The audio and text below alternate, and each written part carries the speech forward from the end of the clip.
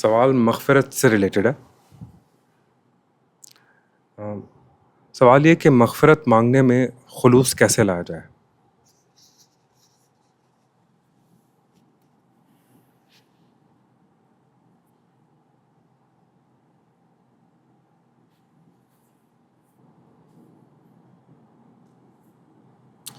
یہ الٹا سیدھا سوال ہے.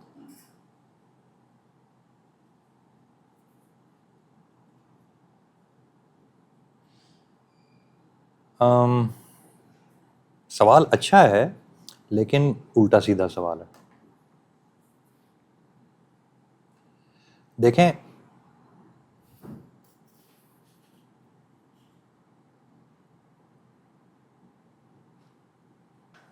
کریشن میں یا نارمل سمجھ کی بات کرتا ہوں. آپ کو 20 کا پہاڑا پڑھنے کے لیے کیا کرنا پڑے گا؟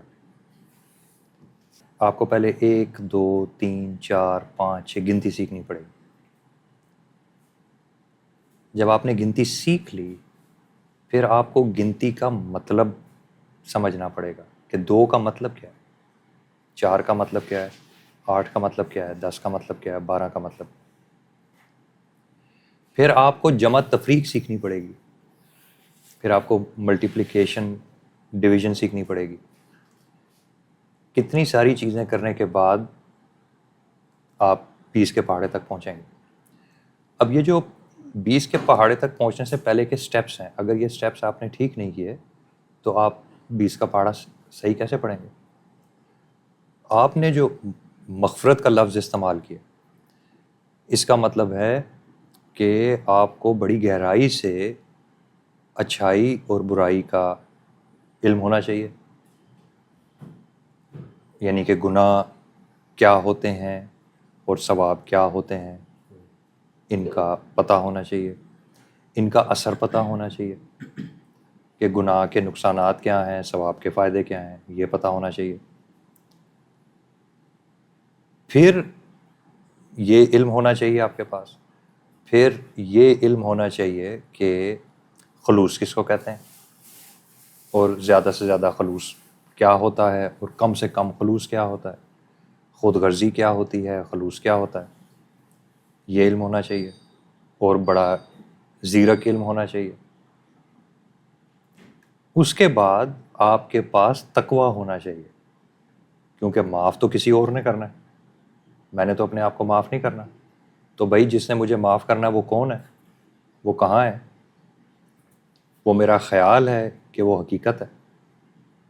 کیا ابھی میں ہوں ہی اندر سے اتنا کمزور کہ اللہ تو میرا صرف ایک خیال ہے، یا میرے پاس اتنا ایمان ہے کہ اللہ تعالیٰ مجھے پتہ ہے، میں اس کو محسوس کرتا ہوں، وہ میرے لیے ایک حقیقت ہے. تو اتنے سارے علوم آپ کو چاہیے. اچھا، ایک ہے علم کا مطلب ہے کہ آپ اس کو جانتے ہیں. ایک ہے خبر کہ میں نے آپ تک ایک خبر پہنچا دی ہے. اب اللہ تعالیٰ کے اتنا قریب جانے کے لیے کہ آپ کو یہ پتہ ہو کہ میں اگر اللہ تعالیٰ کے قریب جاؤں گا تو میرے پاس وہ خلوص بھی ہے جس کو میں پریکٹس کر لوں اور وہ مجھے معاف بھی کر دے گا. تو آپ نے یہ کس درجے کی بات کی ہے؟ آپ نے ایک ایسا سوال کیا ہے کہ ایک اللہ کا ولی بھی کہے گا کہ یہ بہت مشکل کام ہے، کرنا مشکل کام ہے. اس کا جواب دینا مشکل کام نہیں ہے، کرنا مشکل کام ہے. تو اب سوال یہ ہے کہ اتنا تقویٰ کہاں سے لائیں گے؟ تو اس لیے میں نے آپ کو کہا کہ یہ بہت الٹا سیدھا سوال ہے.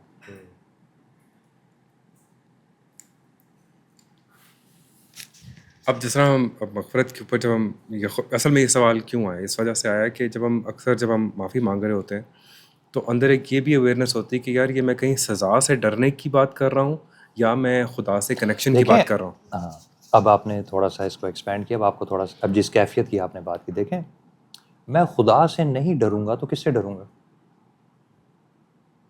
یقیناً مجھے خدا سے ڈرنا چاہیے، یقیناً مجھے خدا کے عذاب سے ڈرنا چاہیے.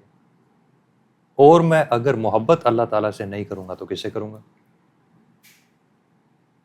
تو یقیناً مجھے محبت اللہ تعالیٰ سے کرنی چاہیے. تو اللہ تعالیٰ سے ون سائیڈڈ رشتہ نہیں ہے. ون سائیڈڈ سے ون سائیڈڈ سے مراد ہے کہ صرف جو لوگ صرف اللہ سے ڈرتے ہیں وہ بھی غلط کر رہے ہیں، اور جو صرف اللہ سے محبت کر رہے ہیں وہ بھی غلط کر رہے ہیں. یہ بات ایکسپلین کریں. اس کا مطلب ہے ان دونوں کی اللہ سے ملاقات نہیں ہوئی.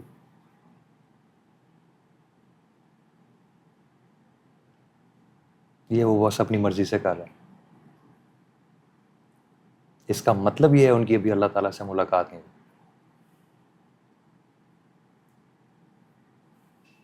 کیونکہ اللہ تعالیٰ کے قرب میں خوف بھی ہے اور محبت بھی ہے، اور شدید احساس ذمہ داری ہے. شدید احساس ذمہ داری. میں گھاس کا ایک پتا نہیں ہلا سکتا اللہ کی مرضی کے بغیر. اس کی پریزنس اتنی بڑی ہے، اور غلطی کا، گناہ کا نقصان اتنا بڑا ہے، اور ثواب کا فائدہ اتنا بڑا ہے کہ میں اس کو اگنور نہیں کر سکتا. تو جو صرف اللہ سے ڈر رہا ہے وہ بھی ابھی اللہ سے ملا نہیں ہے، اور جو اللہ سے صرف محبت کر رہا ہے وہ بھی ابھی اللہ سے ملا نہیں ہے. جو ملے گا اس میں یہ تین چیزیں اکٹھے ہوں گی: احساس ذمہ داری، اللہ سے محبت، اللہ کا خوف. اس کا مطلب ہے وہ اللہ کو جانتا ہے، وہ اس کے قریب گیا ہوا ہے، وہ اس کے قریب گیا ہوا ہے.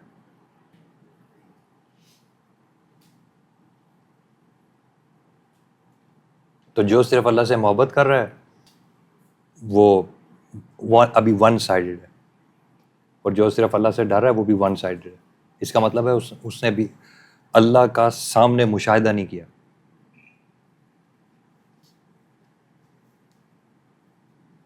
اس نے محسوس نہیں کیا ابھی اللہ کو. کیا یہی وجہ ہے کہ اکثر لوگ جب اللہ سے معافی مانگنے کی بات کر رہے ہوتے ہیں تو ایسا محسوس ہوتا ہے جیسے ان کو یقین نہیں ہے کہ وہ معاف کرے گا؟ کیا یہی وجہ ہے کہ وہ مطلب جانتے نہیں ہیں اس پروسیس کو؟ یا نہیں بیٹا، یہ یقین کی بات نہیں ہے. دیکھو، ہم اللہ معاف کرے اللہ تعالیٰ کے ساتھ مکر نہیں کر سکتے، نہیں کر سکتے. جانتے نہیں ہیں نا، اس لیے یہ ساری کیفیات اندر جنم لے رہی ہوتی ہیں. اسی وجہ سے یہ کیفیات اندر جنم لے رہی ہوتی ہیں. آپ اندر کی ڈس آنیسٹی کی بات کر رہے ہیں نا، تو ملاقات نہیں ہوئی تو ڈس آنیسٹ ہے نا.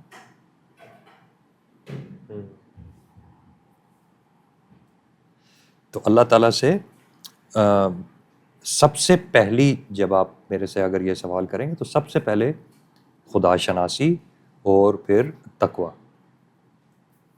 آپ میں تقوی ہونا چاہیے. آپ اگر آپ میں تقوی نہیں ہے، آپ احترام سے شروع کریں.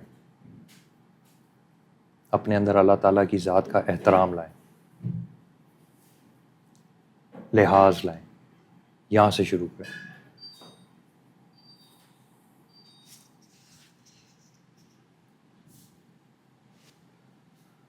دین کو کھیل کود نہ بنائیں.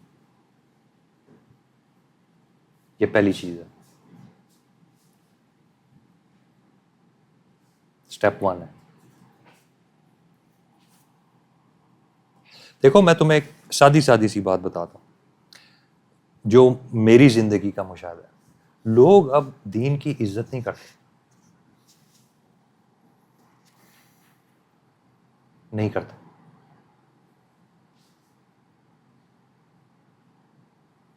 اس علم کی عزت نہیں کرتے. یہ سارا جو تمہیں مسلمان معاشرے میں کوحرام نظر آتا ہے نا، یہ اس کا ہے. اللہ کی عزت نہیں کرتے. رسول کی عزت کرتے ہیں، اللہ کی عزت نہیں کرتے.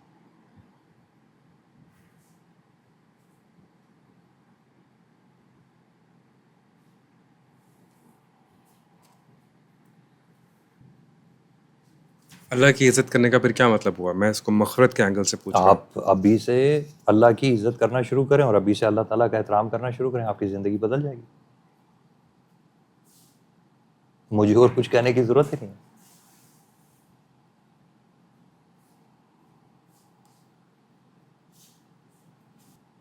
لوگ اب انسانوں کی عزت زیادہ کرتے ہیں، اللہ کی عزت کم کرتے ہیں، حالانکہ ان انسانوں کو اللہ ہی نے عزت دی ہے۔ لوگ آپ سن لیں، لوگوں کی باتیں سن لیں، لوگ صحابیوں کی عزت اتنی زیادہ کرتے ہیں، نبیوں کی عزت کرتے ہیں، کرنی بھی چاہیے، بالکل اچھی بات ہے، اللہ کی نہیں کرتے۔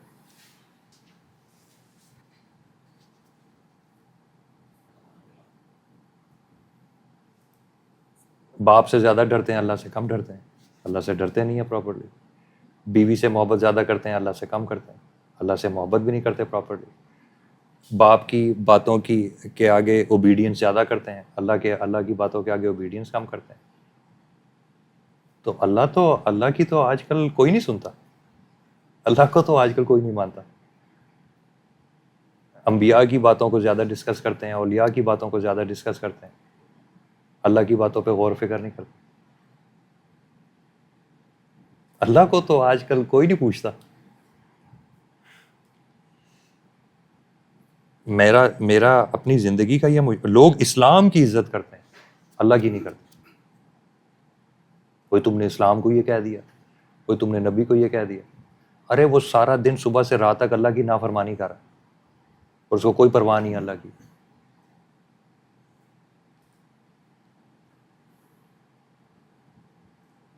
پرواہ ہی نہیں ہے اللہ کی، اللہ کی پرواہ نہیں ہے۔ اسلام کی پرواہ ہوگی، اللہ کی پرواہ نہیں، اللہ کے رسولوں کی پرواہ ہوگی۔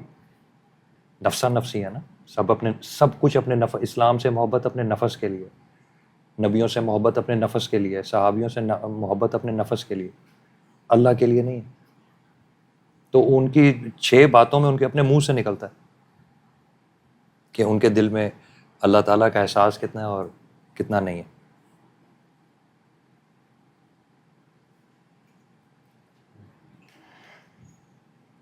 اس کانٹیکسٹ میں ہمیں اپنے گناہوں کو اور اللہ کی مغفرت کو کیسے دیکھنا چاہیے؟ بیٹا آپ کے گناہ کی تو کوئی حیثیت ہی نہیں ہے، آپ کے گناہوں کی کیا حیثیت ہے؟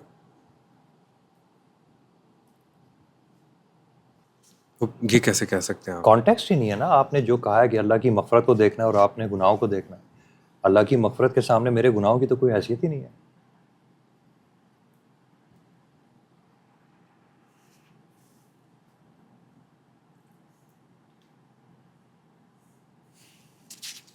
اس کا مطلب تو یہ ہوا کہ ہمیں اللہ کی مغفرت کے بارے میں کچھ پتہ ہی نہیں ہے، فرینکلی۔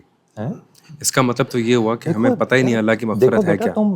تم اپنے آپ کو دیکھو، اپنی زندگی کو دیکھو، اپنے نفس کو دیکھو، تمہیں ساری سمجھ آ جائے گی۔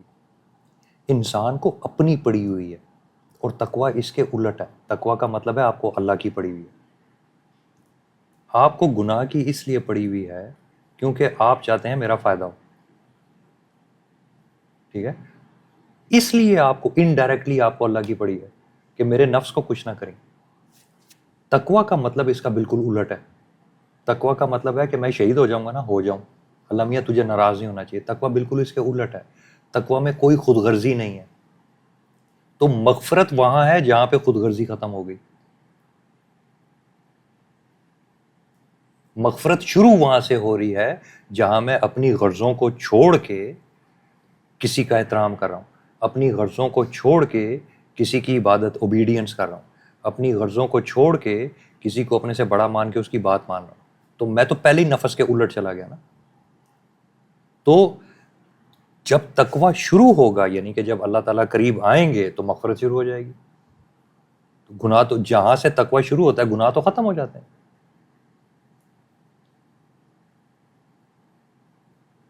گناہ ختم ہو جاتے ہیں، اس کی وجہ ہے کہ اللہ آپ کو معاف کر رہے ہیں۔ اللہ تعالیٰ نے کیا حدیث قدسی ہے کہ اے آدم کے بیٹے، آدم کے بیٹے، وہ ایک خاص بندے کی بات کر رہا ہے، ٹھیک ہے؟ اس کو کہتا ہے اے آدم کے بیٹے، یعنی کہ اے میرے خاص بندے، ٹھیک ہے؟ یہ ٹائٹل کی بات کر رہا ہے آدم کے بیٹے۔ اے آدم کے بیٹے، اگر تو ساری دنیا کو گناہوں سے بھر دے اور ایسی 7 دنیاؤں کو گناہوں سے بھر دے، ٹھیک ہے، اور شرک نہ کرے اور مجھ سے معافی مانگے تو میں تجھے معاف کر دوں گا۔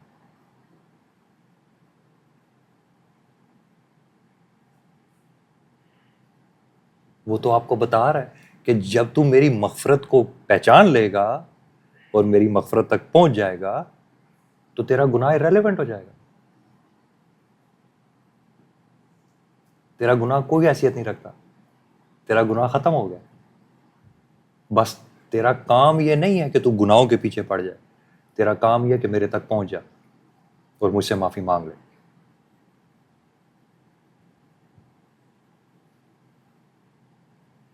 وہ تو آپ کو واضح طور پہ بتا رہا ہے کہ تیرا کام یہ ہے کہ میرے تک پہنچ اور مجھ سے معافی مانگ لے.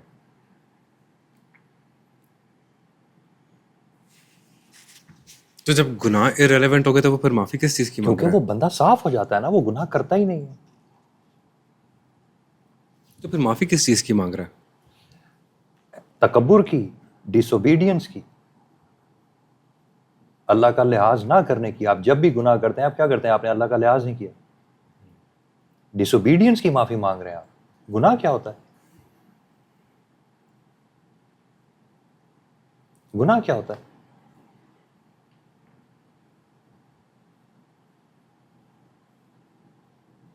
گناہ ہے کیا؟ اللہ کی نافرمانی ہے.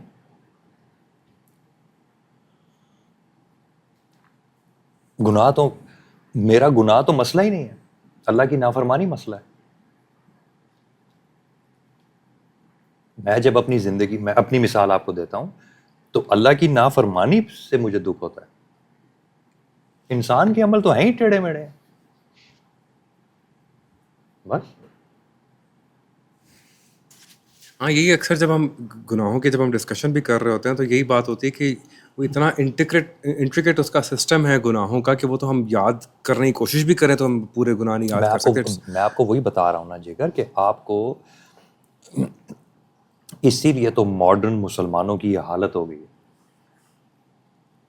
اسی لیے تو آپ لوگوں کی یہ جو جتنے شہری اب بابو بچے ہیں ان کی سب کی یہ حالت ہو گئی ہے.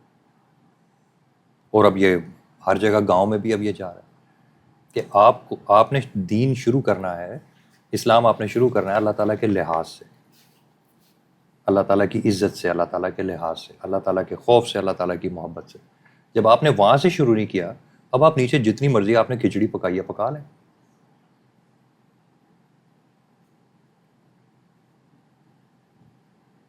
جتنا دل کرتا ہے کھچڑی پکا لیں, اس سے کیا ہوگا؟ نہ آپ کو اللہ کا قرب ملے گا, نہ آپ کو نیکیوں کی برکت محسوس ہوگی, ٹھیک ہے, نہ آپ کو گناہوں کا وزن محسوس ہوگا. بس آپ باتیں کر رہے ہیں, آپ اپنے آپ کہہ رہے ہیں کہ میں مسلمان ہوں, میرے پاس کیا ہے, میں مان جاؤں گا ہاں آپ مسلمان, میرے پاس اور چارہ کیا ہے. اب اگلے جہاں میں آپ زمین پہ کیا جمع کر کے گئے ہیں, اچھا برا یہ وہ, اب اللہ جانے آپ جانے, میں کیا کر سکتا ہوں.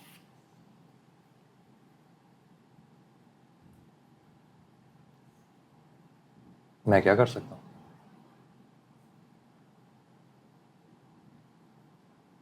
اب اللہ تعالیٰ ایک پاکیزہ انسان کے ساتھ کیا معاملہ کرے گا جس نے پوری زندگی میں 200 گناہ کیے ہیں, اور اللہ تعالیٰ ایک اس مسلمان کا جس نے پوری زندگی میں ایک دفعہ کلمہ پڑھا لا الہ الا اللہ محمد رسول اللہ, اس کے ساتھ کیا کرے گا؟ اب مجھے کیا پتا, برابری تو کرے گا نا اللہ تعالیٰ دونوں کے ساتھ. کچھ تو فائدہ اجر اس کو زیادہ ملے گا, کچھ کو کم ملے گا, ٹھیک ہے. اب وہ جب مریں گے تو آگے جا کے پتہ لگے گا نا, مجھے زمین پہ کیا پتا.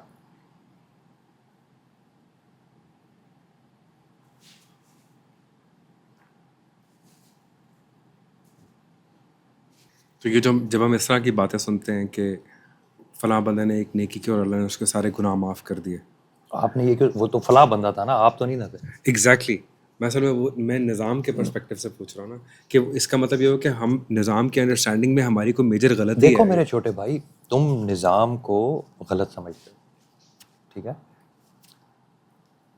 وجود کی ایک قیمت ہے جو آپ نے ادا کر, اور اللہ بادشاہ اس پورے کے پورے نظام کا. وہ جس کے ساتھ جو مرضی کرے کوئی اسے پوچھ نہیں سکتا, یہ بات حق ہے, ٹھیک ہے. لیکن اس نے پوری کائنات میزان پہ بنائی ہے, وہ خود کہہ رہا ہے. تو آخر میزان میں ایک انسان جو بہت اللہ تعالیٰ کی عبادات کر رہا ہے تو اس کو اجر تو ہوگا نا زیادہ. میزان جو بنائی ہے خود جو کہہ رہا ہے, اللہ تعالیٰ کہہ رہا ہے میں نے میزان, میری مرضی ہے میں میزان بناؤں, میری مرضی یہ نہیں ہے میں جو چاہے کروں. تو یہ نہیں ہے کہ وہ کہہ رہا ہے، اس کا یہ مطلب نہیں ہے کہ وہ یہ کہہ رہا ہے کہ آپ نے ایک چھوٹی سی نیکی کر لی اور آپ جب مر کے آگے گئے تو پتہ لگا کہ آپ تو نبی تھے، اللہ نے آپ کو نبی کا درجہ دے دیا. ایسے تو نہیں ہے نا. تو یہ ایکسٹریم فارم میں تو آپ کو بھی سمجھ آ رہی ہے کہ ایسے نہیں ہے. ٹھیک ہے. تو اللہ تعالیٰ ہی قرآن میں آپ کو بتا رہے ہیں کہ میں نے میزان بنائی ہے، یعنی کہ میں میزان پہ، میں ترازو میں ٹیسٹ کروں گا ہر آدمی کو. تو وہ ایک ہی ترازو ہے نا، یہ تو نہیں ہے کہ میرے لیے کوئی اور ترازو ہے، آپ کے لیے کوئی اور ترازو ہے، آپ کے لیے کوئی اور ترازو ہے. تو اگر ایک بندہ ہے وہ اس ترازو میں 10,000 نیکیاں لے گیا، جینون نیکیوں کی بات کر رہا ہوں، خلوص والی، صحیح والی نیکیاں، وہ نہیں جو زمین پہ وہ کہہ رہا ہے کہ نیکیاں، وہ نیکیاں جو فرشتوں نے لکھی ہوئی ہیں کہ نیکیاں، وہ 10,000 لے گئے. اور ایک آدمی اس نے زندگی میں صرف لا الہ الا اللہ محمد رسول اللہ پڑھا، اس کے ترازو میں یہ پڑھا ہوا، اس کے ترازو میں پڑھا، ترازو تو ایک ہی ہے نا. تو اگر وہ ناپ تول ہوگی وہاں پہ تو کوئی اجر تو زیادہ ملے گا نا اس کو. تو اس لیے یہ بات ارریلیونٹ ہے، یہ بات ارریلیونٹ ہے. اس نظام میں اسی جب یہ مغفرت کا جو راستہ ہے، جس طرح ایک جنت کا ایک دروازہ جو مغفرت کا ہے آپ نے بتایا تھا، تو اب اس میں سے پھر گزرنے کا طریقہ کیا ہو؟ دیکھو چھوٹے بھائی، جنت ایک ملک ہے، سمجھ گئے؟ ملک ہے، ملک، اس کو ملک کی طرح سمجھو. جب تم جنت میں جاؤ گے تو وہاں بہت بڑے بڑے محل بھی ہوں گے اور درختوں کے نیچے بھی لوگ بیٹھے ہوئے ہوں گے.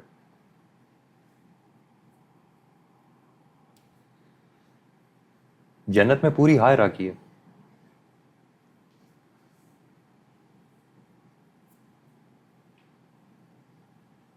پوری ہائے راکی ہے. اب مثال کے طور پہ آپ کو پتہ ہے جنت کے شہزادے حضرت امام حسن رضی اللہ عنہ اور حضرت امام حسین رضی اللہ عنہ، تو اس کا شہزادہ ہے تو کوئی رعایا بھی ہوگی نا.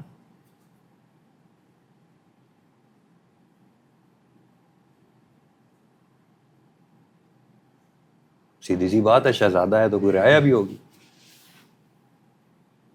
ایسا تو نہیں ہو سکتا نا کہ جنت میں سارے شہزادے ہیں، تو پھر لفظ شہزادے کی کیا حیثیت ہے؟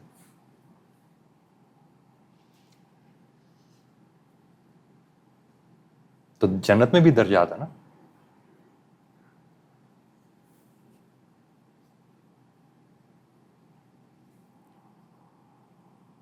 اس کو کنٹیکچولائز کریں اس بات کو کس چیز؟ فرام آور پرسپیکٹیو کہ جب ہم مغفرت مانگ رہے ہوتے ہیں.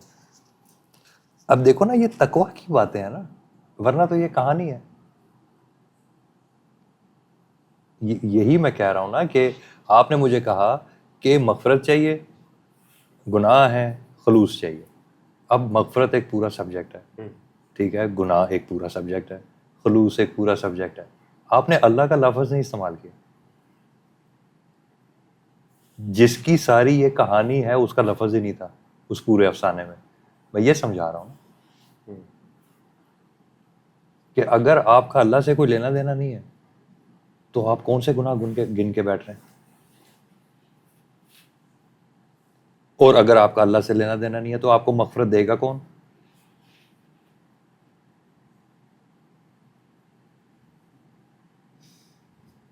اگر آپ کا اللہ سے لینا دینا نہیں ہے تو آپ کیوں گناہ گن کے بیٹھے ہیں؟ جو دل کرتا کریں.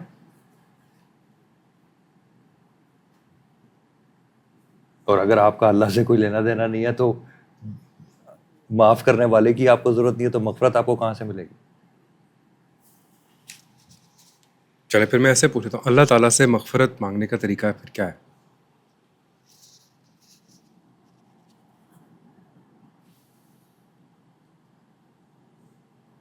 استغفر اللہ پڑھو کثرت کے ساتھ، یہاں تک کہ دل نرم ہونا شروع ہو جائے. آپ کے اندر کثرت سے استغفر اللہ پڑھنے سے احساس سے ندامت، احساس سے خدا، ٹھیک ہے، اور احساس سے رائٹ اینڈ رانگ جاگنا شروع ہو جائے.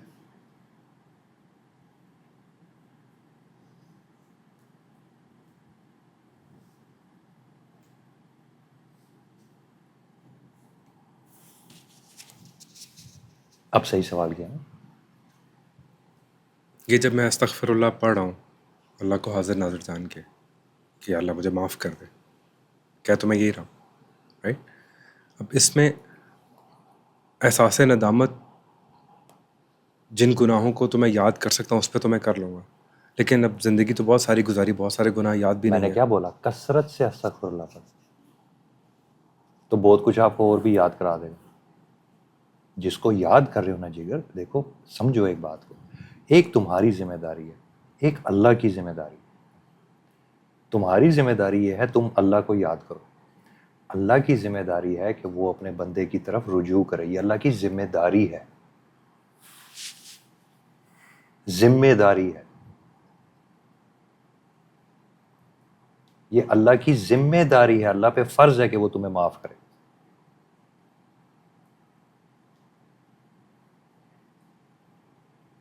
تم اگر اسے یاد کر رہے ہو، اب یہ اس کی ذمہ داری ہے کہ وہ تمہیں کچھ واپس کرے، کیونکہ اب اس نے ثابت کرنا ہے کہ وہ بادشاہ ہے. تم نے ثابت کرنا ہے میں بندہ ہوں، اب اس نے ثابت کرنا ہے کہ وہ بادشاہ ہے. اب تمہارا کام ختم ہو گیا، تم نے اپنی بندگی ثابت کر دی، اب اس نے ثابت کرنا ہے ہاں معاف کرنے والا میں ہوں.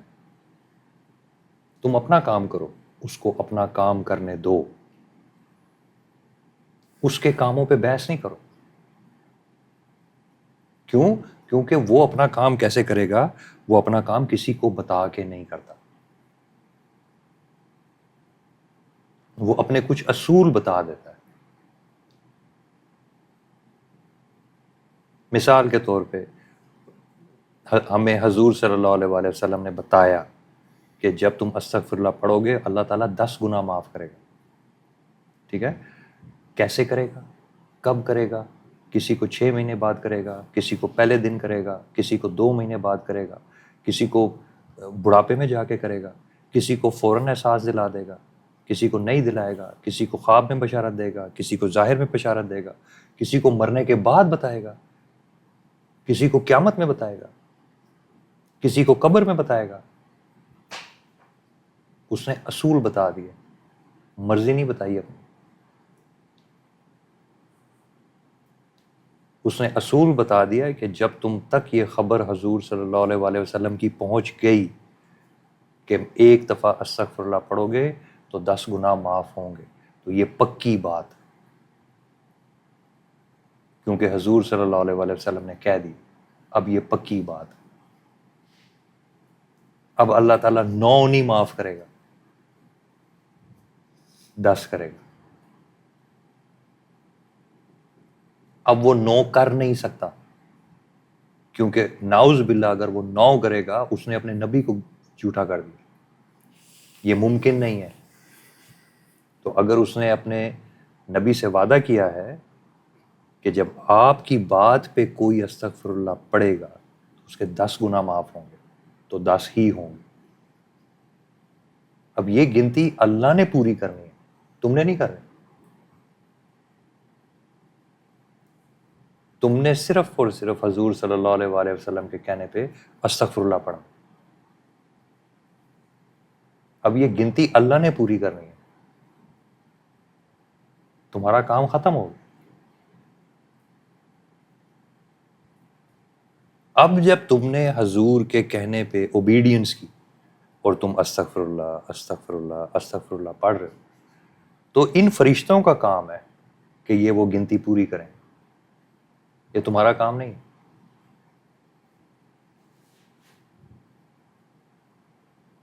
تم جائے نماز پہ بیٹھو، تسبیح اٹھاؤ، دعا کرو یا اللہ تیرے نبی صلی اللہ علیہ وآلہ وسلم کی خبر مجھ تک پہنچ گئی ہے کہ میں استغفر اللہ پڑھوں گا تو 10 گناہ معاف کرے گا، یہ میں پڑھ رہا ہوں، قبول فرما.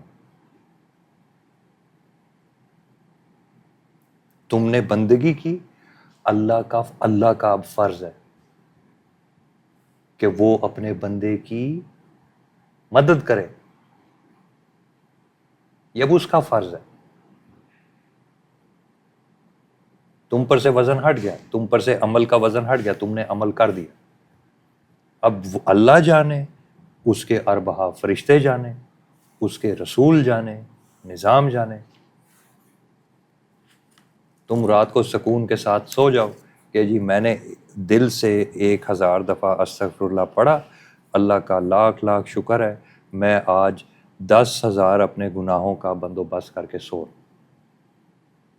اور اگر میں بہت ہی شدید گناہ گاروں میں سے نہیں ہوں، ٹھیک ہے، تو ہو سکتا ہے کہ اللہ نے اپنی مغفرت سے 10,000 کی جگہ شاید 10 لاکھ گناہ معاف کر دیں، لیکن 10,000 تو پکے ہیں. کیا کہا؟ 10,000 تو پکے ہیں. 10,000 تو پکے ہیں، کیونکہ 10,000 کی خبر تو مجھے میرے رسول صلی اللہ علیہ وسلم نے دے دی. تمہارا کام ختم، مزے سے سو جاؤ. کون سے گناہ؟ ارے میں نے تھوڑی اپنے گناہ معاف کرنے، اللہ نے معاف کرنا. تو میں اگر روز 1,000 دفعہ استغفر اللہ پڑھ رہا ہوں یا 10,000 دفعہ استغفر اللہ پڑھ رہا ہوں، یعنی کہ 1,00,000 گناہ روز معاف کروا کے سو رہا ہوں، تو اتنا تو میں بے وقوف نہیں ہوں کہ میں 2 کروڑ گناہ روز کے کر رہا ہوں اور 1,00,000 معاف کرا رہا ہوں.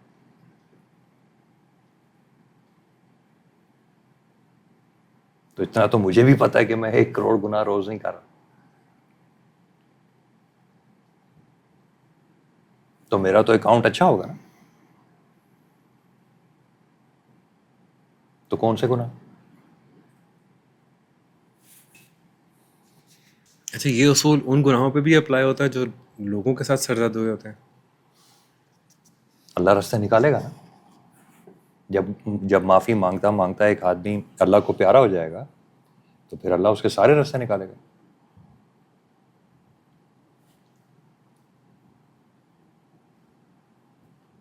پھر سارے راستے نکالے گا.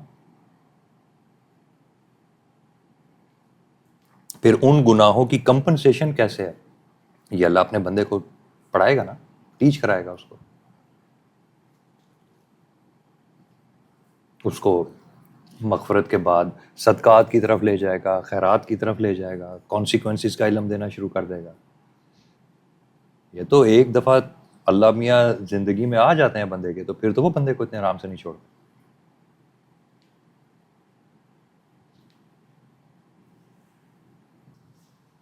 ابھی آپ نے احساس کا ذکر کیا کہ اس کو بندے کو احساس ہو جاتا ہے کہ اللہ نے معاف کر دیا. How does that work? جب 4-5 لاکھ دفعہ آدمی استغفر اللہ پڑھ لیتا ہے، پھر یہ احساس وغیرہ عبادت ہے نا. جب عبادت بڑھتی ہے تو بہت سارے احساسات انسان میں پیدا ہو جاتے ہیں. فرض کریں میں اللہ تعالیٰ سے میں کسی ایسے گناہ کی معافی مانگ رہا ہوں جو مجھے پتہ ہے میں نے کیا. بیٹا دیکھو، ان باتوں میں فرض نہیں کر سکتے. سب سے پہلے یہ یاد رکھو، یہ حق کا علم ہے، فرض کا علم نہیں ہے. ٹھیک ہے،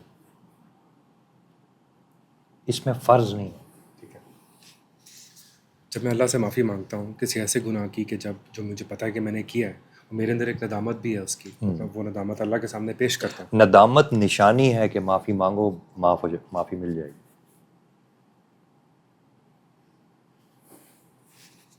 ندامت بذات خود نشانی ہے. بذات خود نشانی ہے.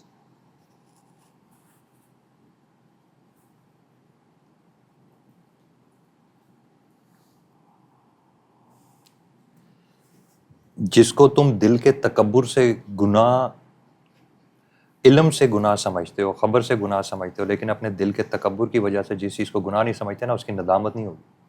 اس کا مطلب ہے اللہ تعالیٰ تم سے ناراض ہے، معاف نہیں کرنا چاہتا تمہیں.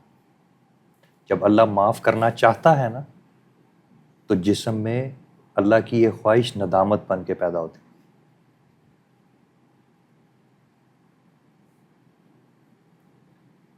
اللہ تعالیٰ جب جو گناہ چاہتا ہے نا میں اپنے بندے کو معاف کروں، تمہارے دل میں شرمندگی پیدا ہو جائے گی. اس کا مطلب ہے کہ اللہ کہہ رہا ہے جلدی جلدی میرے سے معافی مانگ، میں تجھے معاف کروں.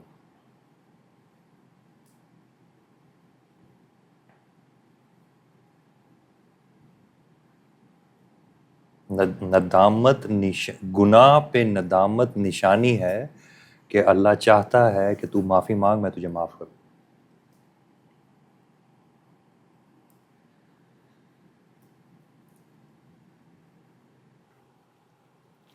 اچھا، آپ نے کانسیکوینسز کے علم کا ذکر کیا، اس کے بارے میں بتائیں. دیکھو، تم نے ایک جھوٹ بولا. جھوٹ اور سچ یہ دونوں بیج کی طرح ہیں. ایک چھوٹا سا بیج، میں نے 15 منٹ کی ایک انسان پہ تبلیغ کی مثال دیتا ہوں، 15 منٹ کی میں نے ایک انسان پہ تبلیغ کی، وہ اس سے متاثر ہو گیا، متاثر ہوا، مسلمان ہو گیا، اس نے جا کے ایک اور بندے کو، آگے ایک بندی کو یا کسی اور کو اس نے مسلمان کر دیا، انہوں نے آپس میں شادی کر لی، ان کے بچے بھی مسلمان ہو گئے، اب وہ نمازیں پڑھتے جا رہے ہیں، وہ آگے جا کے 100 سال کے بعد وہ 20 لوگ ہو گئے۔ وہ شروع میری اس نیکی سے ہوا تھا، وہ سارا 100 سال کا عبادت اور وہ سارا کچھ میرے لیے صدقہ جاری ہے۔ اب یہ کوئی انسان نہیں گن سکتا۔ اسی طرح تم نے ایک جھوٹ بولا، جھوٹ بولنے سے غیبت کی، تم نے بیوی کے پاس بیٹھے اس سے کوئی، اس کے خاوند کی غیبت کر دی، خاوند کے پاس بیٹھے اس سے کوئی بیوی کی غیبت کر دی، اس سے اس کا دل اتنا خراب ہوا اپنے رشتے کے بارے میں، اس نے جا کے اس عورت سے طلاق لے لی یا اس خاوند سے طلاق لے لی۔ اس طلاق کے بعد مرد کی زندگی بھی عذابوں سے بھر گئی، اس عورت کی زندگی بھی عذابوں سے بھر گئی، وہ بیچارے سیٹل ہی نہیں ہوئے اور انہی دکھ دردوں کو جھیلتے جھیلتے مر گئے۔ یہ سارا تمہارے ذمہ ہے، یہ نیگیٹو صدقہ ہے، یہ نیگیٹو گناہ ہے، انجام اس کا چل رہا ہے، یہ سارا تمہارے ذمہ ہے، یہ سارا گناہ تمہارے اس جھوٹ کے ذمہ ہے، تم نے اس کی بنیاد رکھی تھی، تم نے اس کا بیج بویا تھا۔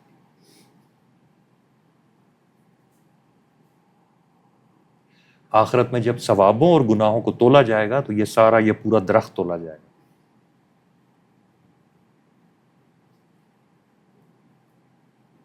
اس جھوٹ کی جب معافی مانگی اللہ سے تو وہ کانسیکوینس کی بھی معافی ہوئی کہ نہیں ہوئی؟ ہاں، وہ پوری معافی ہے۔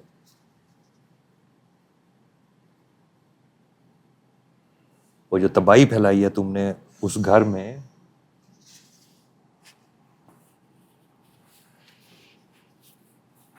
وہ جو ساری تباہی پھیلائی ہے، وہ ساری تباہی تمہارے ذمہ ہے۔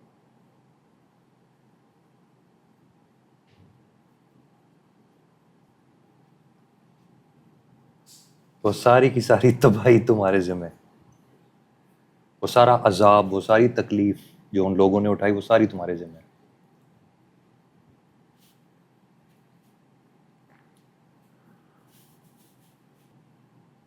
تو کیا ایسا بھی ہوتا ہے کہ اللہ جب وہ معاف کر دیتا ہے گناہ کو تو اس کا کانسیکوینس بھی ختم ہو جاتا ہے؟ وہ اللہ نے ان روحوں کو کمپنسیٹ کرنا ہے نا، ان کو بھی تو کمپنسیٹ کرنا ہے۔ اللہ تو سب کا ذمہ دار ہے نا، خالی تمہارا تو نہیں۔ تو تم نے اللہ تعالیٰ کے 2 بندوں کے گھر میں تباہی پھیر دی، تم نکل جاؤ گے آرام سے؟ وہ روحیں بھی قیامت کے دن اللہ کے پاس جائیں گی کہ یہ جو شیطان کا چیلا آیا تھا، تو نے ان کو معاف کیا تو اس کو تو معاف کیا، تو جان یہ جانے ہماری جو زندگیوں کا بیڑا غرق ہو گیا اس کا کیا؟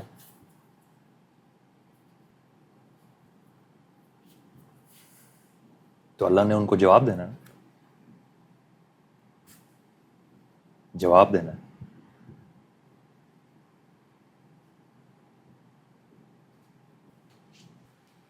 یہ آپ نے کہا کہ جب آپ اللہ کے قریب ہوتے ہیں تو احساس ذمہ داری بھی پڑ جاتی ہے، اور یہی احساس ذمہ داری ہے نا بیٹا، آپ کو بتایا نا تو کہ گناہ یہ نہیں ہے کہ آپ نے سور کھا لی، یہ تو گناہ ہے، یہ تو گدھے کو بھی سمجھ ہے نا کہ یہ گناہ ہے۔ یہ تو پاکستان کے کسی گاؤں میں چلے جاؤ تو اس گاؤں میں جس بندے نے کبھی زندگی میں، ان پڑھ گنوار جس کو ہم کہتے ہیں، کہ جس نے زندگی میں کب 2 باتیں یہاں، جس نے مسجد میں بیٹھ کے 3 جمعے سن لی ہیں، تو اس کو بھی پتہ ہے سور نہیں کھانا۔ یہ کوئی گناہ تھوڑی ہے، یہ تو اتنا سا گناہ ہے۔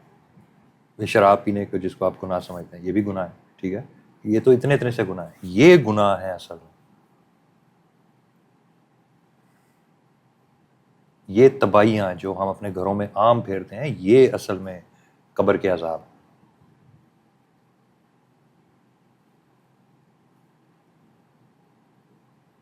سور کی تو باری نہیں آنی، اتنے بڑے بڑے پہاڑ آپ کے اوپر گناہوں کے پڑے ہوئے ہوں،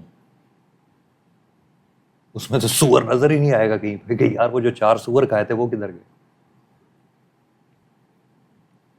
یا وہ جو 10 دن شرابیں پی تھی وہ کدھر گئیں، تو نظر ہی نہیں آنا آپ کو۔ 4 دن جو میرے پہنچے ڈھیلے تھے وہ کدھر گئے، تو نظر ہی نہیں آنا آپ کو۔ اصل گناہ تو یہ ہے، انسان جو انسان کے ساتھ جھوٹ، غیبت، بغض، کینہ کر کے جو ظلم کرتا ہے، اصل گناہ یہ ہے۔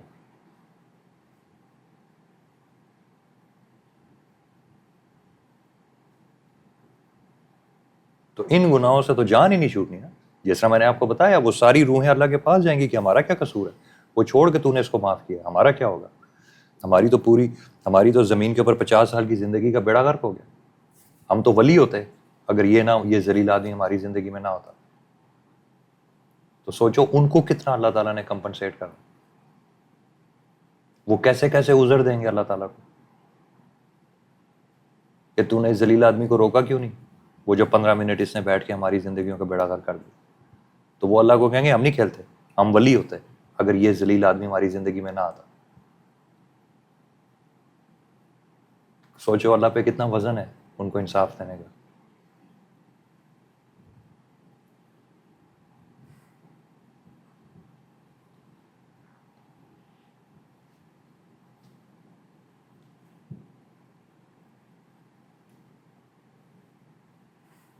اب اللہ پہ تو کوئی وزن نہیں ہو سکتا نا, لیکن تمہیں اپنے جو تم نے تباہی پھیری ہے تمہیں اس تباہی کا احساس دلا رہا ہوں کہ تم سمجھ رہے ہو.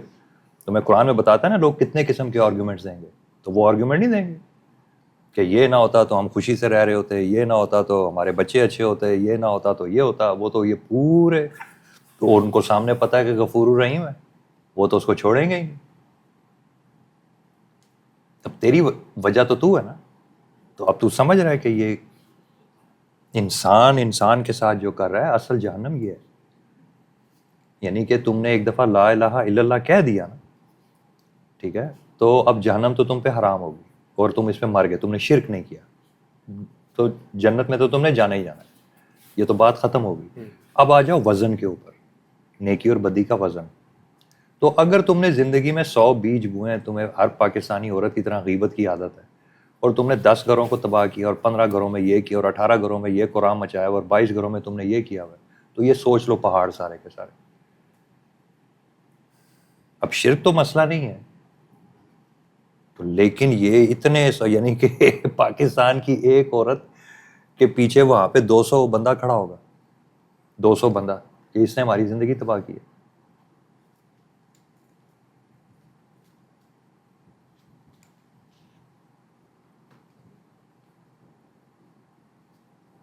تو اس وزن کا اس انجام کا اندازہ لگاؤ. یہ سارے کا سارا انجام یہ گناہ ہے. تو گناہ زمین پر بڑھتا ہے, بڑا ہوتا ہے, ثواب بھی زمین پہ بڑا ہوتا ہے. اب یہ گنتی اس کی یہ صرف اور صرف اللہ رکھ سکتا ہے, اور اللہ کے فرشتے رکھ سکتے ہیں, یہ انسان نہیں رکھ سکتا.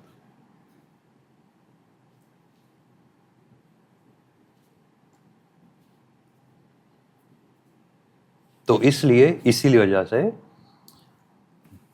بولا ہی نہ کرو, لوگوں کے گھروں میں جھانکا ہی نہ کرو, ٹھیک ہے, لوگوں سے کوئی بات ہی نہ کیا کرو زیادہ, بس اچھے طریقے سے ملا کرو, اور اس کے بعد کو تم کون ہو, تمہاری بیوی کیا ہے, تمہارے بچے کیا ہے, میرا کوئی لینا دینا ہی نہیں ہے اس سے. اپنی زندگی کو صاف کرو. تو دوسروں کے گھروں میں گھسو نہیں, دوسروں کے گھروں میں جھانکو نہیں, وہ کھا کیا رہے ہیں, وہ پی کیا رہے ہیں, اپنے آپ کو بالکل دور رکھو. یہ سب عذابی لوگ جو ہوتے ہیں نا, عذابی لوگ, وہ ایک دوسرے کے گھروں میں گھسے ہوتے ہیں.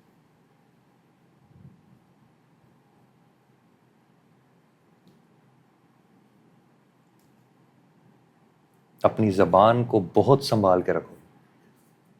2 چیزوں کو سنبھال کے رکھو, 2 چیزوں, وہ جو تمہاری ٹانگوں کے بیچ میں, اور وہ جو تمہارے 2 جبڑوں کے بیچ میں.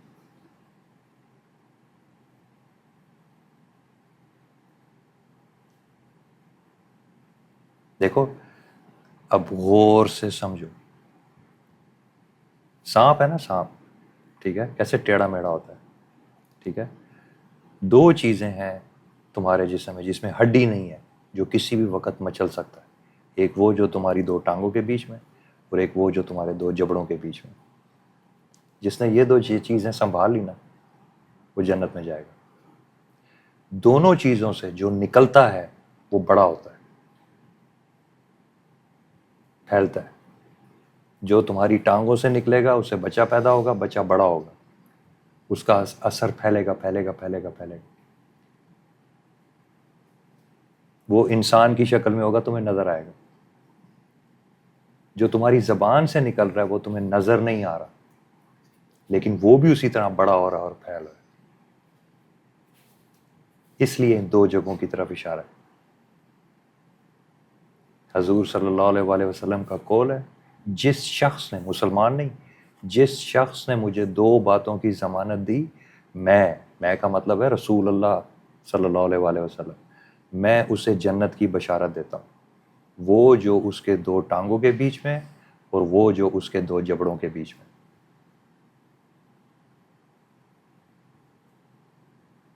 اگر تیرے دو جبڑوں کے بیچ میں جو ہے وہاں سے جہنم کا سامان نہیں نکلتا تو تجھے جنت میں جانے سے کوئی نہیں روک سکتا. اور وہ جو تیری دو ٹانگوں کے بیچ میں وہاں سے جہنم میں جانے کا سامان نہیں نکلتا تو تجھے جنت میں جانے سے کوئی نہیں روک سکتا.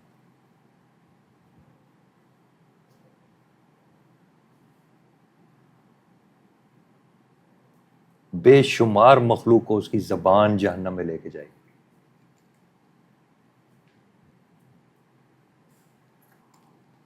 شمار ہی نہیں ہے اس کا. حضور صلی اللہ علیہ وآلہ وسلم نے فرمایا، میں نے جہنم کو دیکھا اور وہ عورتوں سے بھری ہوئی تھی. عورتیں چھریاں مارتی ہیں، سور کھاتی ہیں، شرابیں پیتی ہیں. یہ تو کافروں کی عورتیں بھی کم کرتی ہیں. عورتیں قتل زیادہ کرتی ہیں. زبان.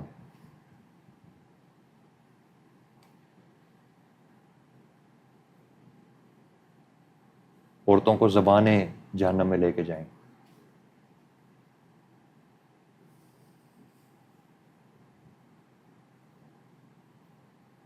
بس اپنے نبی صلی اللہ علیہ وآلہ وسلم کی اس بات پر یقین کر لو، جہنم تمہارا مسئلہ نہیں. یقین کر لو. خود ضمانت دو اپنی زبان کی اور خود ضمانت دو جو تمہاری دو ٹانگوں کے بیچ میں. جہنم تمہارا مسئلہ نہیں. درجات تمہارا مسئلہ ہے، جہنم تمہارا مسئلہ نہیں.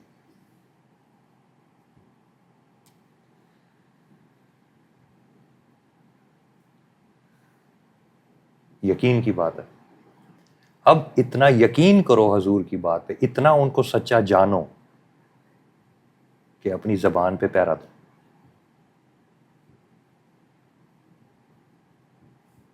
تو تمہارا جہنم کا مسئلہ ختم ہو گیا.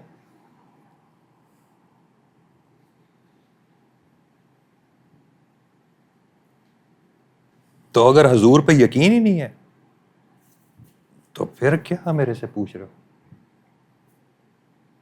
اگر نیوٹن پہ یقین ہے اور حضور پہ یقین نہیں ہے، اور اگر ڈارون پہ یقین ہے اور حضور پہ یقین نہیں ہے، تو پھر میرے سے کیا میرے سے فضول کی باتیں پوچھ رہے ہو؟ کیونکہ اگر یقین ہے تو یہ باتیں تمہارے لیے اہم ہیں. اگر تمہیں یقین ہی نہیں ہے تو یہ باتیں تمہارے لیے فضول ہیں.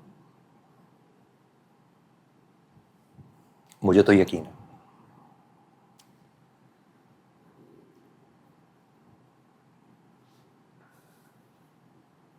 تو بس اپنی زبان سے اچھے بیج بو، اور بالکل اپنی زبان سے ایسی بات بالکل بھی نہ رکھو. مجھے پتہ ہی نہیں ہے بھائی، مجھے کیا پتا، میں نے شر بونا ہی نہیں ہے، مجھے پتہ ہے میری زبان مجھے جہنم میں لے جا سکتی.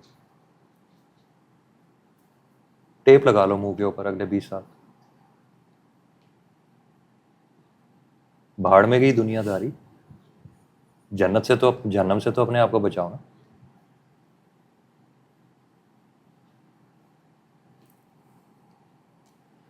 اتنی سی بات ہے، اس میں کیا پریشانی ہے؟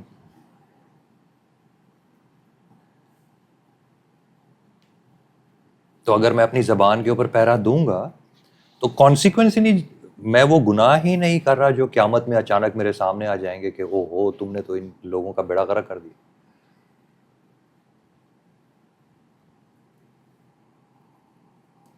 یہ جو میں نے بولا ہے نا بیٹا، اسی وجہ سے آپ سارے پچھلے لیکچرز اٹھائیں تو کیا ہوتا ہے اس میں؟ سچ سچ سچ سچ، تقویٰ تقویٰ تقویٰ تقویٰ، سچ سچ سچ سچ، تقویٰ تقویٰ تقویٰ. کس وجہ سے ہوتی؟ انہی باتوں کی وجہ سے. اب یہ بہت گہرا راز ہے کہ آپ کے منہ میں بھی گوشت ہے اور آپ کی دو ٹانگوں کے بیچ میں بھی گوشت ہے. یہ ڈیول آف دا فلیش ہے. یہ بہت گہرے گہرے روحانی راز ہیں.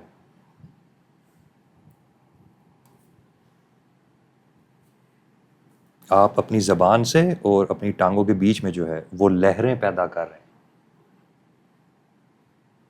کائنات میں ارتعاش پیدا کر رہے ہیں. آپ کو پتہ نہیں، آپ کے پاس علم ہی نہیں، اور اس کی قیمت دینی ہے آپ نے. اگر آپ نے یہ ناری ارتعاش پیدا کی، آپ نے اس کی قیمت دینی ہے آخرت میں جا کے. یہی آپ کی جہنم ہے. جتنی کالک زمین کے اوپر ہوگی ان ارتعاشوں کی، وہی آپ کی جہنم کی آگ. ایک ولی اللہ نے کہا میں جہنم میں گیا تو وہ خالی تھی، وہاں پہ کوئی آگ ہی نہیں تھی. تو میں نے ان سے پوچھا کہ یہ کیا، یہاں پہ تو کوئی آگ ہی نہیں ہے. تو فرشتے نے مجھے کہا کہ یہاں جو بھی آتا ہے وہ اپنی آگ خود لے کے آتا ہے.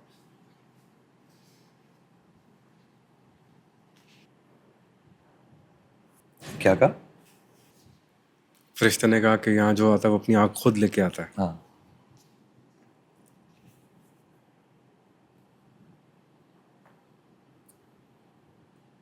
اور جو جنت میں جاتا ہے وہ بھی ایک علاقہ ہے، وہاں بھی جو اس کو جنت نظر آتی ہے اس کو اپنا عمل نظر آتا ہے. وہ اس کے عمل کی جنت ہے. آپ نے پتہ نہیں ہے، مسجد میں پیسے مسجد بناؤ، اللہ کا گھر بناؤ تو اللہ گھر بنا کے دیتا ہے. ایک دفعہ سبحان اللہ پڑھو تو اللہ تعالیٰ جنت میں درخت لگا کے دیتا ہے. آپ کے عمل سے آپ کی جنت بن رہی ہے، اور آپ کے عمل سے آپ کی جہنم بن رہی ہے.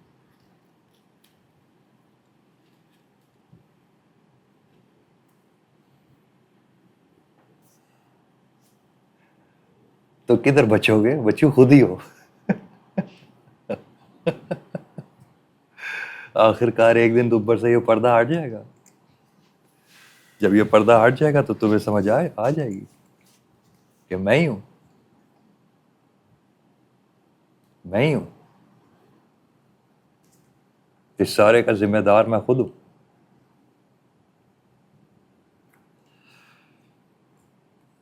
یہ میں ہی ہوں جس کی پردہ داری ہے. میں ہی ہوں جو اپنی جہنم بنا رہا ہوں، اور میں ہی ہوں جو اپنی جنت بنا رہا ہوں.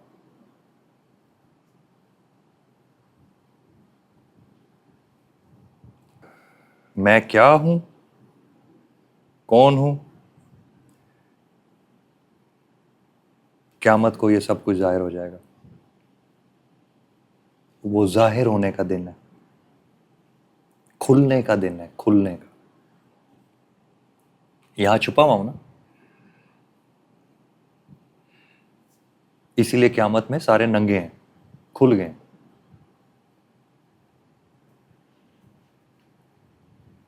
چھپے ہوئے نہیں ہیں اب، اوپر پردہ نہیں ہے کپڑوں کا، سب کھل گئے.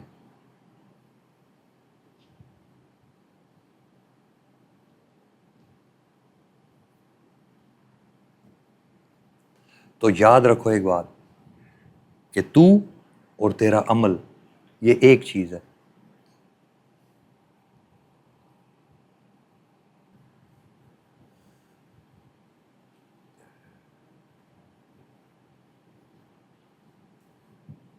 آم اور آم کا درخت یہ ایک چیز ہے.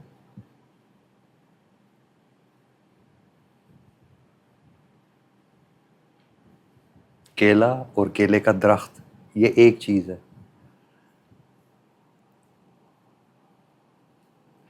جب تک مرغی کا انڈا اس کے پیٹ میں ہوتا ہے تو وہ ایک چیز ہے.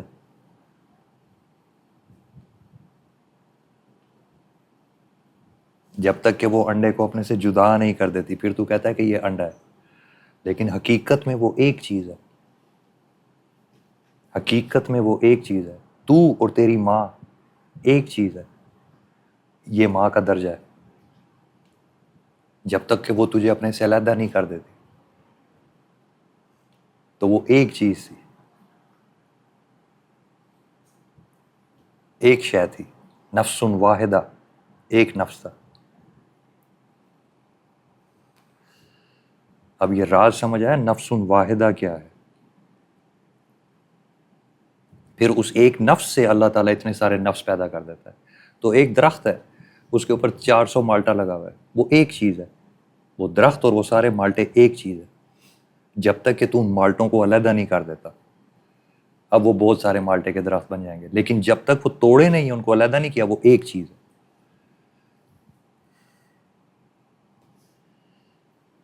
تو تو اور تیرا عمل، کیونکہ تیرا عمل تیرا پھل ہے، اللہ تعالیٰ قیامت کو یہ سارا جوڑ دے گا واپس، روم۔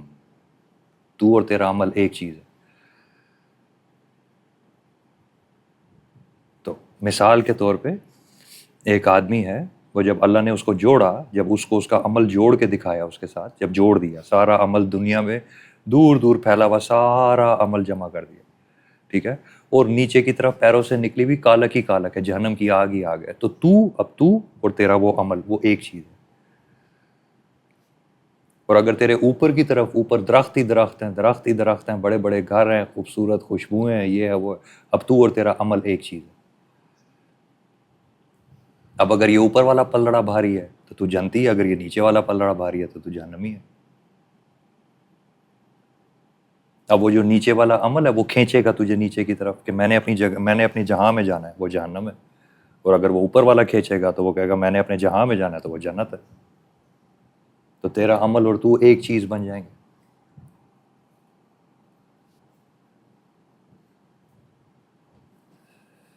کیونکہ حقیقت ایسے ہی ہے، حق ایسے ہی ہے۔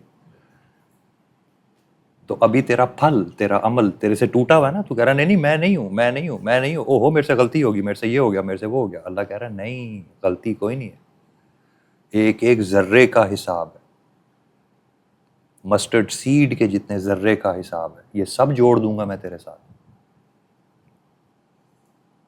تیرا ایک ایک عمل میں تیرے ساتھ جوڑ دوں گا، ایک ایک ذرہ میں تیرے ساتھ جوڑ دوں گا،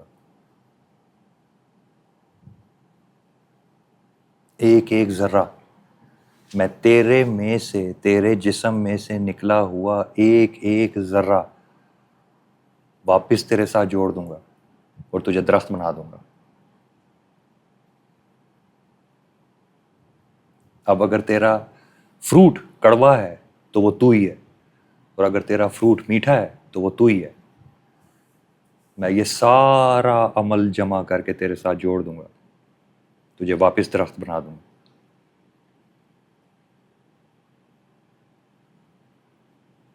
تو تیرا عمل تجھے جدھر لے کے جائے گا تو ادھر ہی جائے گا۔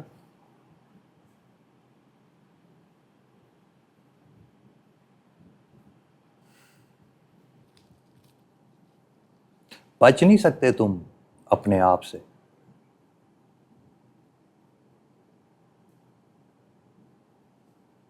تو یہ اللہ کا انصاف ہے، وہ تمہارے لیے عدل نہیں چھوڑے گا، تمہارے لیے عدل نہیں چھوڑے گا۔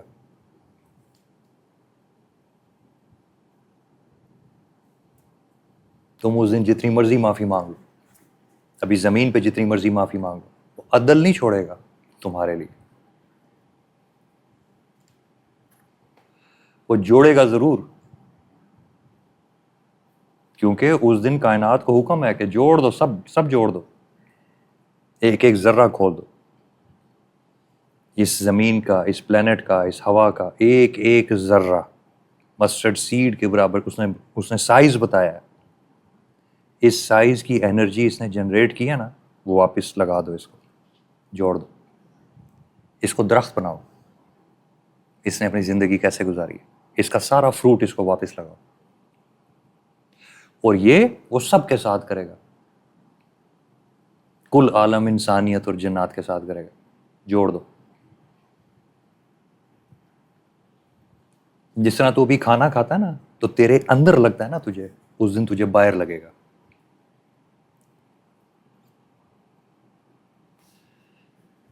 اور یہ سب کو نظر آئے گا تو کون تھا، کوئی ناانصافی نہیں ہوگی، کیونکہ سب کو نظر آئے گا۔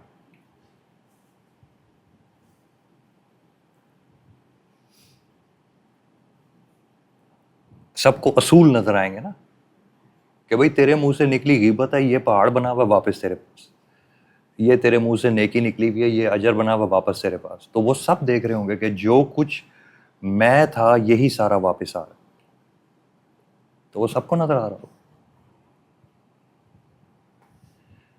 انہی نور اور نار کے کائناتی رقص کو اللہ تعالیٰ کہتا ہے فرشتہ آئے گا اور نامہ اعمال پکڑائے گا،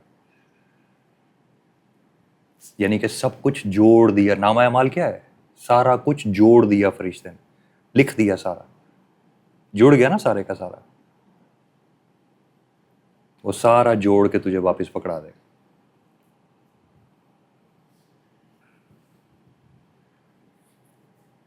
تو پھر چونکہ سب کو نظر آ جائے گا, ایک ہی اصول سب کو نظر آ جائے گا, پھر وہاں شرارتی لوگ کہیں گے جن کو بہت زیادہ ندامت ہوئی بھی ہوگی, جن کو اللہ تعالیٰ نے معاف کرنا ہوگا, وہ کہیں گے ہمیں واپس بھیج, ہمیں دنیا کی ڈائمینشن میں واپس بھیج.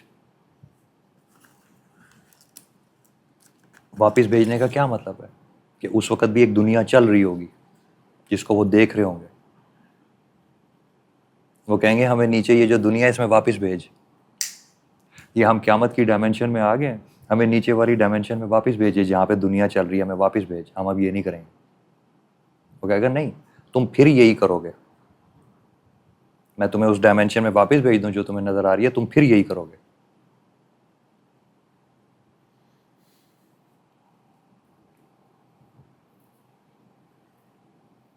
کیوں کہے گا کہ تم پھر یہی کرو گے؟ کیونکہ وہ تم ہی ہو نا. تو وہ کہے گا تمہیں سمجھ نہیں آ رہی بات کی کہ تم پھر نہیں مان رہے کہ یہ تم ہی ہو. تم پھر میرے سے الٹا سوال کر رہے ہو, تم پھر مان نہیں رہے کہ یہ تم ہی تھے, اور میں تمہیں واپس بھیج دوں گا تو پھر تم ہی ہو, تو تم نے پھر یہی کرنا. عمل کو علیحدہ کر رہے ہو ابھی بھی. اپنے ابھی بھی عمل کو علیحدہ کر رہے ہو اپنے آپ سے. بھائی تو ایک آم کا کڑوا درخت ہے تو تجھے کڑوا ہی لگنا ہے نا. تو جب تک اللہ تعالیٰ کو موقع نہیں دے گا, اللہ تعالیٰ کو اجازت نہیں دے گا, اندر سے نادم نہیں ہوگا, اندر سے عاجز نہیں ہوگا کہ اے اللہ مجھے اندر سے سیدھا کر دے, تو تب تک تو تمہارا پھل کڑوا ہی ہونا ہے. تو اللہ کو اجازت ہی نہیں دے رہا کہ میرے من میں آئے, میری آنکھوں سے دیکھے, میرے ہاتھوں میں آئے, میرے پیروں میں آئے, اور مجھے اندر سے پاک کر.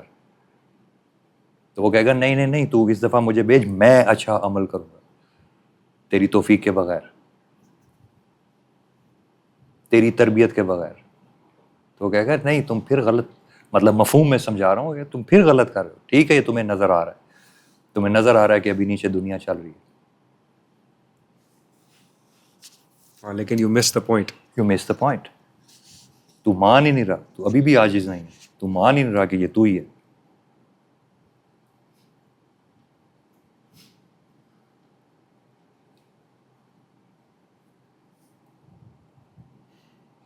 یہ مغفرت ہے کہ تو مان کہ یہ تو ہی ہے اور تو ٹھیک آدمی نہیں ہے. اور اگر اللہ تیری زندگی میں نہ آیا تو تباہ ہے, تجھے بھی پتہ نہیں.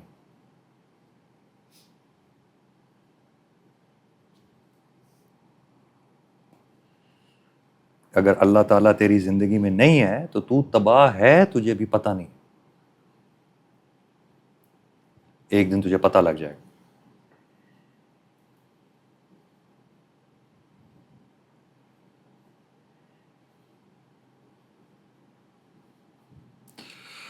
تو نیکی, وہ نیکی جو اللہ نے قبول کی ہوئی ہے, اس کا اجر اوپر سے ملتا ہے,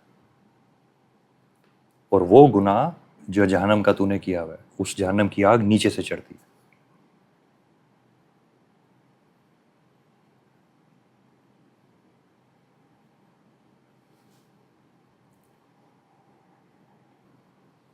اجر سر سے اترتا ہے, اور نور کا اجر سر سے اترتا ہے, اور جہنم کی آگ پیروں سے چڑھتی ہے.